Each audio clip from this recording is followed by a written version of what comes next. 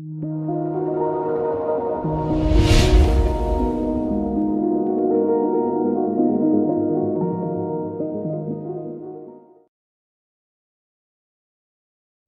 Everyone, welcome to Idea. कैसे हैं आप लोग? उम्मीद है बहुत अच्छे होंगे। तो आज का जो हमारा टॉपिक है वो है क्वाड्रेटिक इक्वेशन। इसका पूरा हम लोग बेसिक देखेंगे। ठीक है। तो इसको पढ़ने के पहले आपको पॉलिनोमियल कंप्लीट होना चाहिए। अगर आपने कंप्लीट नहीं किया है तो फिर मैंने वीडियो बना दिया है पॉलिनोमियल का, उसका लिंक मैं डिस्क्रिप्शन में दे दूँगा, आप लोग उसको देख लेंगे। और फिर भी अगर आपने नहीं देखा है तो फिर हम लोग अभी भी स्टार्ट कर सकते हैं। उसका थोड़ा सा बेसिक नॉलेज मैं आपको दे देता हूँ, टाइप ऑफ पॉलिनोमियल मैं बता दूंगा, तो हम लोग देख लेंगे कि क्या क्या होता है। ठीक है। तो स्टार्ट करते हैं। बट उसके पहले अगर आपने हमारे चैनल को सब्सक्राइब नहीं किया है तो सब्सक्राइब कर दें और बेल आइकन को प्रेस कर दें ताकि न्यू आने वाले वीडियोस की अपडेट आपको जल्दी मिल सकें। ठीक है।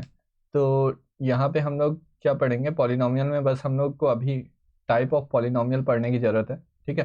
तो टाइप ऑफ पॉलिनोमियल मैं शॉर्ट में बता रहा हूँ।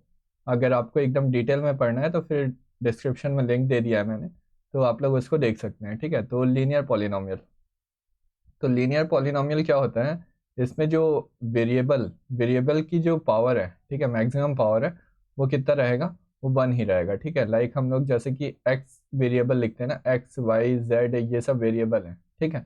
तो इनके वैल्यू हमेशा क्या चेंज होते रहते हैं। इनको हम लोग हिंदी में क्या बोलते हैं? इनको हिंदी में हम लोग चर बोलते हैं, चर राशि। ठीक है।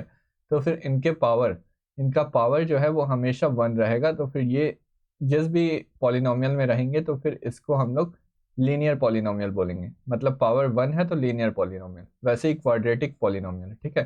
क्वाड्रेटिक पॉलिनोमियल में क्या रहेगा? पावर क्या रहेगा? 2 रहेगा आपका। तो x की पावर 2 ऐसे टाइप से, या y की पावर 2 ऐसे टाइप से इसमें रहेगा। ठीक है। तो और इसका मैं एक एग्जांपल लिख के बता देता हूँ। ax² plus bx equal to C, ये आपका एक एग्जांपल हो गया क्वाड्रेटिक पॉलिनोमियल का। ठीक है। और फिर क्यूबिक पॉलिनोमियल है। क्यूबिक पॉलिनोमियल में वही चीज़ है, एक्स की पावर हमेशा क्या रहेगी? 3 रहेगी। वेरिएबल की पावर 3 रहेगी। अगर वाई वाला वेरिएबल है तो वाई की पावर 3 रहेगी, एक्स वाला है तो वाई एक्स की पावर 3 रहेगी। ठीक है। तो अब हम लोग आगे बढ़ते हैं क्वाड्रेटिक इक्वेशन में। तो क्वाड्रेटिक इक्वेशन क्या होता है? When we equate the quantitative polynomial to zero. ठीक है। क्वांटिटिव पॉलिनोमियल जो हम लोग वहां पे लिखे थे, ठीक है, उसको क्या करना पड़ेगा? हम लोग को जीरो करना पड़ेगा, इक्वल करके जीरो करना पड़ेगा। तो फिर हम लोग को क्या मिलेगा? We get quadratic equation. ठीक है। तो जैसे हम लोगों ने पिछले स्लाइड में क्या देखा था, क्वाड्रेटिक पॉलिनोमियल क्या था हमारा?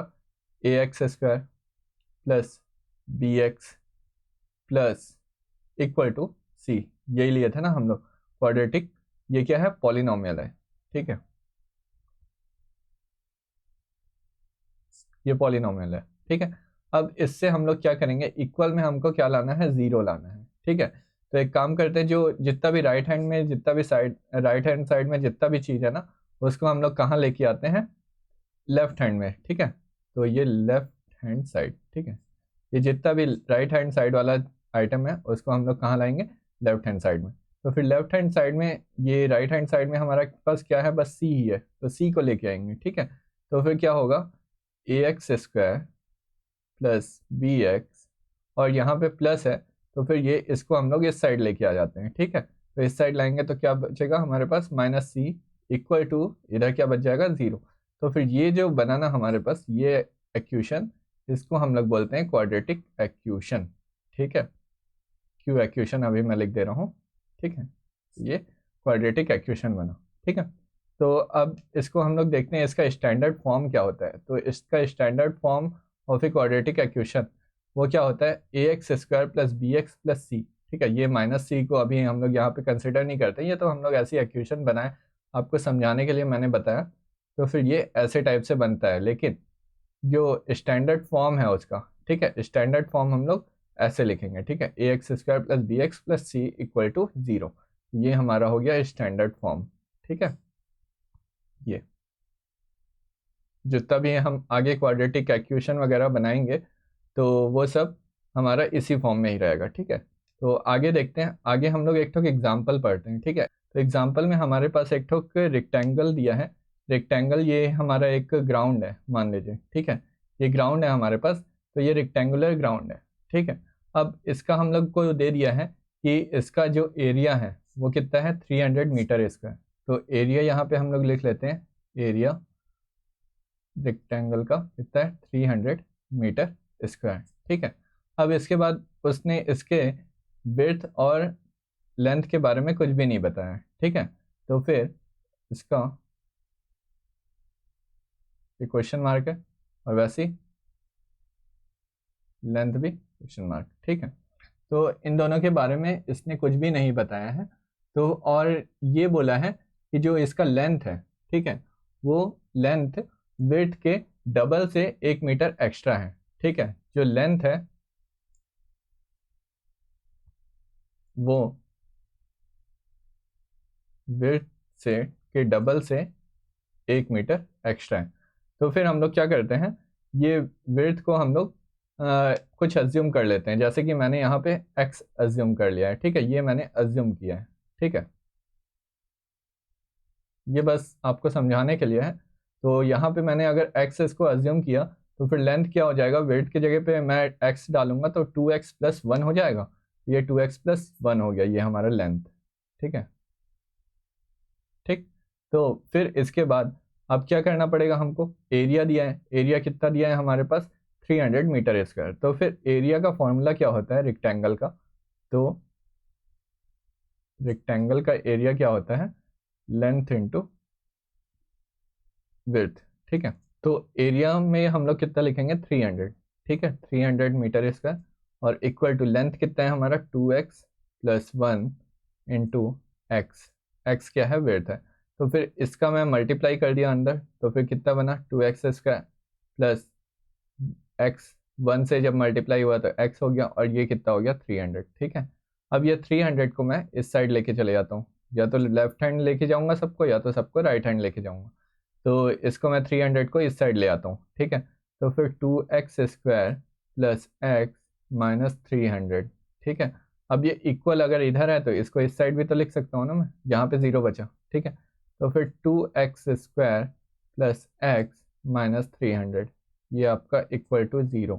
तो ये आपका क्या बन गया, ये आपका एक क्वाड्रेटिक इक्वेशन बन गया, ठीक है, क्वाड्रेटिक इक्वेशन। ये आपका एक क्वाड्रेटिक इक्वेशन का एग्जाम्पल हो गया, ठीक है। अब आगे देखते हैं हम लोग, आगे सॉल्यूशन ऑफ क्वाड्रेटिक इक्वेशन, ठीक है। सॉल्यूशन फर्स्ट क्या है, solution of quadratic equation by factorization, ठीक है, फैक्टराइजेशन से होगा एक, और फिर एक होगा कंप्लीटिंग द स्क्वायर, ठीक है, एक ये टाइप है, और एक होता है क्वाड्रेटिक फॉर्मूला। तो ये तीनों को हम लोग क्वेश्चन में देखेंगे कि कैसे एक्चुअल में कैसे ये वर्क करता है, क्योंकि यहाँ पे मुझे बताते भी नहीं बनेगा और आपको समझ भी नहीं आएगा अच्छे से। तो क्वेश्चन में अगर मैं इस चीज़ को बताऊंगा तो आप एकदम तुरंत समझ जाएंगे, ठीक है, इन दोनों को। और क्वाड्रेटिक फॉर्मूला का मैं ऐसे ही आपको थोड़ा सा इंट्रोडक्शन दे देता हूँ, ठीक है। तो क्वाड्रेटिक फॉर्मूला में क्या है हमारा, देखिए ये इस फॉर्म में हमको जो क्वाड्रेटिक इक्वेशन है वो दिए रहता है, ठीक है। और फिर हमको एक चीज़ ये चेक करना पड़ता है, b² - 4ac is greater than equal to 0 है कि नहीं, ठीक है। ये क्यों चेक करते हैं ये हम आगे देखते हैं। ये अगर ग्रेटर देन इक्वल टू 0 है तो हम लोग इसका जो सॉल्यूशन है, सॉल्यूशन का मतलब मेन मीनिंग क्या होता है कि हमको ये जो वेरिएबल दिया है ना x, ये वेरिएबल, इस वेरिएबल की वैल्यू निकालनी रहती है, ठीक है, कि कितना इसका वैल्यू है इस इक्वेशन में। तो फिर वही x का वैल्यू हम लोग यहाँ से फिर डायरेक्ट सॉल्व करके निकालेंगे। सॉल्यूशन में हम लोग को यही चीज़ सॉल्व करना है, ठीक है। तो x equal to -b plus minus √b² - 4ac/2a, ठीक है। तो ये आपको ये फॉर्मूला पूरे यूनिट में यूज़ होगा, तो आपको ये फॉर्मूला याद करना पड़ेगा, ठीक है। तो ये आप याद कर लेंगे, ठीक है, जब हम लोग क्वेश्चन बनाएंगे तो फिर ये फॉर्मूला यूज़ होगा, ठीक है। तो ये फॉर्मूला आप लोग याद कर लेंगे। और फिर हम लोग आगे देखते हैं नेचर ऑफ रूट्स, मतलब जो x की वैल्यू आ रही है, ठीक है, x की वैल्यू, उसकी नेचर क्या है, उसका नेचर देखते हैं हम लोग। तो नेचर में हम लोग पहला नेचर उसका देखते हैं, 2 डिस्टिंक्ट रियल रूट आएंगे, क्योंकि देखिए क्वाड्रेटिक इक्वेशन है, क्वाड्रेटिक इक्वेशन में x का मैक्सिमम वैल्यू कितना रहता है, मैक्सिमम इसका जो पावर है, ठीक है, मैक्सिमम पावर कितना रहेगा इसका, वो रहेगा 2, ठीक है। अगर पावर मैक्सिमम 2 है तो इसका 2 ही वैल्यू आ सकता है, ठीक है।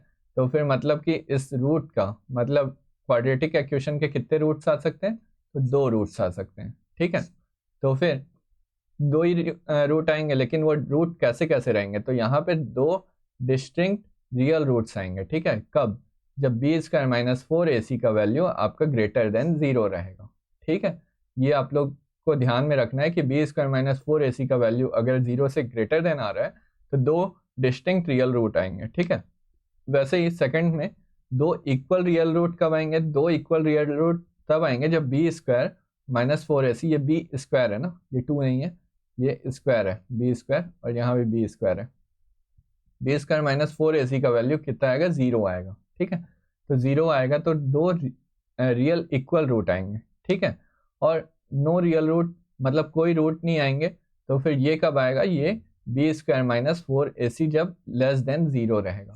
ठीक है, इस टाइम पे इमेजिनरी नंबर आते हैं, तो वो चीज़ हमको अभी नहीं पढ़ना है, वो आपके आगे के क्लास में रहेगा, 11th 12th में रहेगा, तो उसको अभी अपन को नहीं पढ़ना है। तो नो रियल रूट्स आएंगे तो बी स्क्वायर माइनस 4ac का वैल्यू कितना रहेगा, लेस देन 0 रहेगा। ठीक है, तो ये तीनों भी आपको ध्यान में रखना है।